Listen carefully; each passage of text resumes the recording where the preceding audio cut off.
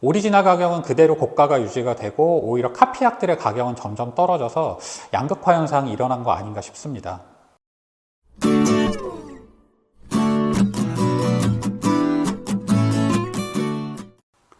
안녕하세요.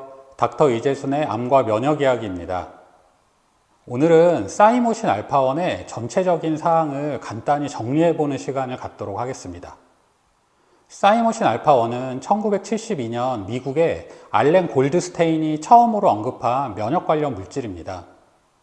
흉선에서 생성되는 물질로서 면역, 특히 T세포 면역을 조절하는 그런 기능이 있습니다. 흉선은 다른 말로 가슴샘이라고도 하고요. 우리 가슴 정중앙, 양쪽 갈비뼈 사이에 보면 흉골이라고 해서 가슴 복장뼈라는 게 있는데 이 흉골의 뒤쪽에 있고요. 심장보다는 약간 위쪽에 위치한 우리 신체 기관입니다. 출생 직후 약 15g 정도 되었다가 이후 서서히 자라나서 사춘기 무렵, 즉 14살에서 한 15살쯤 크기와 활성이 최대가 되고요. 이후 점차 퇴화하는 그런 조직입니다. 이 흉선은 우리가 면역에 관련되는 면역세포, 림프구들의 발생에 아주 중요한 역할을 한다고 알려져 있고요. 사이모신 알파1은 바로 이 흉선에 존재하는 면역 조절 물질입니다. 특히 사이모신 알파1은 우리 몸에서 NK세포나 T세포 면역에 관여를 하고요. 또한 사이토카인의 조절에도 관여를 한다고 알려져 있습니다.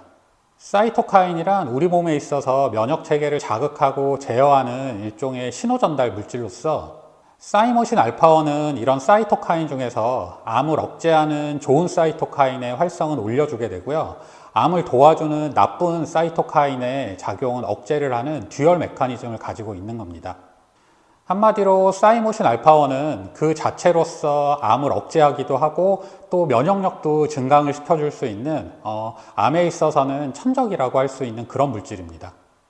많은 암 환자분들이 항암 치료 과정에서 부작용으로 고생을 하시게 됩니다. 대부분의 항암제는 무한히 증식하고 빠르게 분열하는 암세포의 특징을 공격을 하게 되고요. 암세포뿐만 아니라 이런 특성을 가진 정상세포들도 당연히 같이 공격을 하게 되죠. 이러한 특성을 가진 정상세포들 중 가장 대표적인 게 바로 면역세포들이기 때문에 항암의 부작용으로 면역력이 떨어질 수가 있게 되는 겁니다. 즉, 암 환자들이 겪는 많은 부작용들은 이처럼 정상적인 면역세포가 같이 공격을 받기 때문이고요. 따라서 사이모신 알파1처럼 면역을 증강시켜주는 물질이 투여되게 되면 이런 부작용들을 상당히 경감시킬 수 있는 거죠.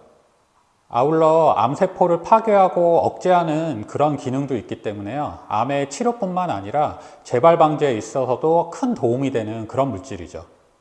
사이모신 알파1은 복부 피하 주사나 간편하게 근육 주사로 맞을 수 있습니다. 아무래도 혈관으로 투여받는 게 아니기 때문에 비교적 접종 방법이 간단해서 집에서 자가로도 투여가 가능한 그런 주사제이고요. 일반적으로 사이모신 알파1은 일주일에 2번 접종을 권고하는데요. 그 횟수가 절대적이지는 않습니다. 환자의 상태 등을 고려해서 접종 횟수는 충분히 조절이 가능하다는 그런 의미이고요. 보통 항암 치료 중이시거나 표준 치료가 끝난 이후에 재발 방지를 위해 치료를 시작하실 때는 주 2회로 시작을 하셔서 최소 3개월에서 6개월 이상 치료를 지속하도록 권고드리는데요. 환자분 상태에 따라서 주 1회로 치료를 시작을 하기도 합니다. 또한 항암 부작용이 매우 심한 분들은 집중요법이라고 해서요. 항암제 투여일을 기준으로 해서 그날만 건너뛰고 앞 뒤로 한 일주일 정도 매일같이 투여를 하는 그런 용법도 있습니다. 그렇다면 사이모신 알파1은 어떠한 장점을 가지고 있는 주사일까요? 우선 사이모신 알파1은 효과에 비해 부작용이 거의 없다는 것이 가장 큰 장점 중에 하나가 아닐까 합니다. 또한 대부분의 면역치료가 그렇듯이 이 사이모신 알파1 역시 표준치료 전이나 후 혹은 표준치료 중간에도 아무 때나 치료가 가능하고요. 또 기존 치료와 병용이 가능하다는 점 역시 아주 큰 장점 중에 하나인 것 같습니다. 사이모신 알파1은 미술토나 고용량 비타민 C와 달리 용량 조절이 필요 없고요. 단일 제형, 단일 용량으로 나와 있기 때문에 적용이 매우 간편하다는 것도 장점이죠. 이외에도 사이모신 알파1은 면역 증강 효과가 뛰어나기 때문에 암 환자뿐만 아니라 면역 저하자나 코로나 바이러스, 인플루엔자 독감 바이러스, 또 대상포진 바이러스나 자궁경부암을 일으킬 수 있는 사람 유두종 바이러스처럼 바이러스 질환의 예방에도 사용을 할 수 있는 거죠. 실제로 저희 병원에서도 암 환자는 아닌데 뭐 이유를 알 수 없는 피로감이나 만성 알레르기 질환이 생긴다거나 혹은 만성 질환이 되게 심해서 조절이 잘 안 되는 분들이 면역력을 좀 증강시키면 증상이 좋아지지 않을까 내원을 하셔서 사이모신 알파원을 적용을 받으시는 경우가 있는데요. 이런 경우에는 뭐 암 환자처럼 횟수나 기간을 길게 할 필요까지는 없고 보통 주사 사이모신 알파원을 일주일에 한 번씩 해서 4주에서 6주 정도 적용을 해보면 증상들이 많이 개선되는 경우들이 있습니다. 이처럼 암 환자 이외에도 치료를 적용을 할 수 있는 이유는 그만큼 부작용이 없는 안전한 주사제이기도 하고요. 또 사이모신 알파1이 우리 몸에 생리적으로 존재하는 면역 조절 물질이기 때문에 암 환자뿐만 아니라 일반적인 면역 질환에도 사용을 할 수 있는 겁니다.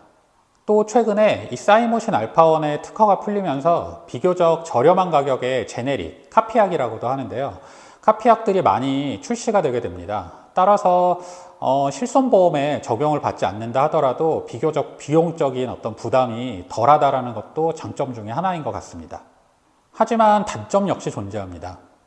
일단 기존의 치료와 병행을 했을 때는 어떤 시너지 효과나 혹은 부작용 경감 등의 효과를 기대할 수 있지만 단일 치료만으로는 암 자체를 치료하는 효과가 조금 덜하다라는 점이 단점인 것 같고요. 다음으로 고가의 비용도 단점으로 생각을 할 수 있는데요. 최근 들어 비교적 저렴한 가격의 주사제들이 많이 나왔다 하더라도 결국 암 환자들은 이런 주사제를 한두 번 맞고 끝내시는 게 아니라 일주일에 한 번에서 두 번을 뭐 어느 정도 몇 달에서 길게는 1년 이상 유지를 하셔야 되기 때문에 사실은 그 비용도 만만치 않으시거든요. 물론 국내에서는 이 사이모신 알파1이 종양에 대한 보조 치료제로 허가를 받았기 때문에 실손보험이나 실비보험이 있으신 분들은 그 보험의 혜택을 받으실 수 있지만 이런 보험이 없으신 분들은 사실은 선뜻 치료를 시작을 하시기에는 어떤 비용적인 부담이 큰 것은 사실입니다. 이외에도 드물기는 하지만 관절통 등의 부작용이 나타나는 경우가 좀 있는데요. 이런 것도 하나의 단점으로 생각을 할 수 있죠. 사이모신 알파1은 부작용이 적고 여러 가지 경우에 비교적 안전하게 사용을 할 수 있지만 몇 가지 주의사항이 존재합니다. 일단 사이모신 알파1의 기전 자체가 면역력을 증강을 시켜주는 기전이기 때문에 이런 면역력 증강이 조금 도구로 작용을 하는 경우에는 주의를 하실 필요가 있습니다. 대표적으로 장기 이식을 받았거나 뭐 자가면역 질환 같은 이유 때문에 면역 억제제를 드시는 분들이 있습니다. 이분들 같은 경우에는 면역 억제제, 약을 통해서 치료 목적으로 일부러 본인의 면역을 억제를 시키는 그런 경우이기 때문에 사이모신 알파1처럼 면역을 증강시켜주는 치료를 한다는 것은 자칫 기존 질환의 치료에 도구로 작용을 할 수 있기 때문에 주의가 필요합니다. 또한 사이모신 알파1은 면역계통 중에서 T세포 면역을 증강시켜준다고 말씀을 드렸는데요. 이러한 이유 때문에 면역체계가 망가진 환자분들, 면역체계에 문제가 있는 환자분들, 예를 들면 뭐 림프암이나 혈액암 환자분들 같은 경우엔 사이모신 알파1 치료를 적용하는 데 있어서 또 주의를 하실 필요가 있는 거죠. 이 경우 절대적으로 안 된다라고 말씀을 드릴 수는 없고요. 림프암이나 혈액암 같은 경우 어떤 종류냐에 따라서 적용이 가능할 수도 있고 하기 때문에 의료진과 상담 후에 결정을 하시는 게 좋을 것 같습니다. 끝으로 주의사항 중에 앞서 말씀드린 단점에서 나온 관절통이 있습니다. 일부 환자분들의 경우 사이모신 알파1 주사를 맞고 나면 관절통을 호소하시는 분들이 있는데요. 이런 경우 대부분은 주사제를 처음 맞기 시작을 하면서 나타나는 관절통이고 한 3번에서 4번 정도 주사 접종을 이어가다 보면 점점 좋아지시다가 사라지는 경우가 대부분입니다. 하지만 매번 접종을 할 때마다 관절통이 사라지지 않고 심하게 나타나시는 분들은 사실은 치료의 득실을 한번 따져보실 필요는 있을 것 같으세요. 관절통 자체가 문제가 되는 것은 아니지만 매번 주사를 맞을 때마다 이런 관절통이 있으시다면 의료진과 한번 상의를 해보시고요. 이 관절통을 감수하고선도 이 치료를 유지를 해야 될 만한 어떤 득이 있느냐 그런 것들을 따져보는 것도 중요할 것 같습니다. 마지막으로 많은 환자분들이 사이모신 알파1에 대해 궁금해 하시는 것들에 대해 말씀을 드려보도록 하겠습니다. 우선 가격입니다. 사실 치료를 위해서 여러 병원에 발품을 팔아보신 환자분들이나 보호자분들이라면 아마 다들 아실 텐데요. 이 사이모신 알파1은 병원마다 가격이 천차만별이고요. 또 같은 병원에서도 어떤 종류의 사이모신 알파1이냐에 따라서 가격이 차이가 나는 걸 아마 경험을 해보셨을 거예요. 따라서 이런 경우에 어떤 거를 맞아야 될지, 어떤 종류의 주사를 맞아야 하는지 사실 고민이 되고요. 무조건 비싼 거를 맞는 게 좋은 건지 이런 것들이 고민이 됩니다. 결론부터 말씀드리자면 사이모신 알파1에 있어서 용량과 성분의 차이는 없습니다. 사이모신 알파1은 제약회사마다 주사제 이름이 다를 수는 있지만 단일 용량, 단일 성분으로 존재를 하거든요. 그럼에도 가격의 차이가 나는 것은 이 사이모신 알파1이 비급여 약제이기 때문입니다. 비급여 약제라는 건 의료보험으로 가격이 책정되어 있는 게 아니기 때문에 각각 병원에서 개별적으로 가격을 정하는 그런 주사제라는 의미죠. 물론 병원마다 들어오는 주사제 가격이 크게 차이가 나는 건 아니기 때문에 전체적인 시장 가격도 일반적으로는 비슷하게 책정이 되어야 하는데요. 사실 이 사이모신 알파1 같은 경우에는 많은 환자분들이 실비보험으로 치료를 받으시는 경우가 많기 때문에 일부 병원에서는 이를 좀 악용을 해서, 즉 가격이 좀 비싸더라도 환자분들도 보험에서 청구를 하니까 실비보험으로 부담이 덜할 거다라는 생각에 이를 악용을 해서 고가로 비용을 터무니없이 좀 높게 책정하는 일부 병원들도 있는 것 같아요. 또 같은 병원이다 하더라도 주사제 종류에 따라서 가격이 차이가 나는 것도 보셨을 텐데요. 이건 처음에 나온 오리지널 사이모신 알파1과 이후에 나온 제네릭, 카피약들 간의 가격 차이 때문에 그럽니다. 사실 처음 사이모신 알파1 특허가 끝나고 여러 제약회사에서 이 카피약들이 나올 때만 하더라도 전체적인 사이모신 알파1의 가격이 떨어질 거라고 예상들을 했었어요. 그런데 막상 뚜껑을 열어보니 대부분의 환자분들은 이러한 치료를 실비보험의 도움을 받아서 하는 경우가 많으시고요. 아무래도 실비보험에서 대부분의 의료비가 지원이 되다 보니까 이왕 맞을 거 새로 나온 카피약보다 아무리 동일 성분이다 하더라도 기존의 오리지널이 그래도 그동안 꾸준히 치료에 사용이 되었고 몇십 년 동안 무수히 많은 환자들이 사용을 했기 때문에 이왕이면 오리지널, 이제 자닥신이라는 제품인데요. 오리지널을 맞는 게 좋지 않을까라고 하시는 환자분들이 많으셨어요. 그러다 보니 오리지널 약제 입장에서는 카피약들이 나왔는데도 불구하고 환자분들이 오리지널을 많이 찾으시니까 굳이 가격을 떨어뜨릴 필요가 없게 된 거고요. 그러다 보니까 이제 나중에 출시한 카피약들은 자기들끼리 조금 남아있는 시장에서 어떻게 선점을 하기 위해서 자기네들끼리 가격 경쟁을 하다 보니 오리지널 가격은 그대로 고가가 유지가 되고 오히려 카피약들의 가격은 점점 떨어져서 양극화 현상이 일어난 거 아닌가 싶습니다. 사실 저희 병원 같은 경우에도 이 오리지널과 카피약들 간에 병원에 들어오는 가격 차이가 거의 10배 정도 차이가 나요. 그러다 보니까 어쩔 수 없이 환자한테 받는 환자 가격도 차이가 나게 책정이 될 수밖에 없는 것 같습니다. 그렇다면 이렇게 여러 가격대의 주사제들이 있는데 사이모신 알파1이 있는데 어떤 사이모신 알파1을 맞아야 될까? 결론부터 말씀드리자면 정답은 없습니다.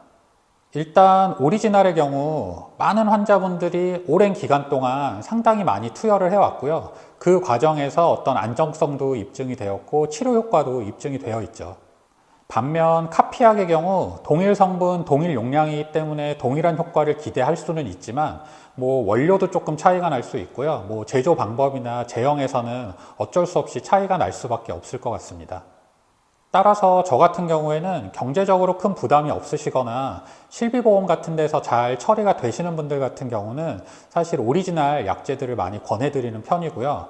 경제적으로 좀 부담이 되시거나 이런 것들이 좀 작용을 해서 고가의 오리지널을 사용을 하시게 되면 아무래도 주사 횟수나 기간 등이 줄어들 수밖에 없는 경우다 하면 차라리 조금은 상대적으로 저렴한 카피약을 선택을 하셔서 치료 횟수나 기간을 충분히 유지하라고 말씀을 드립니다.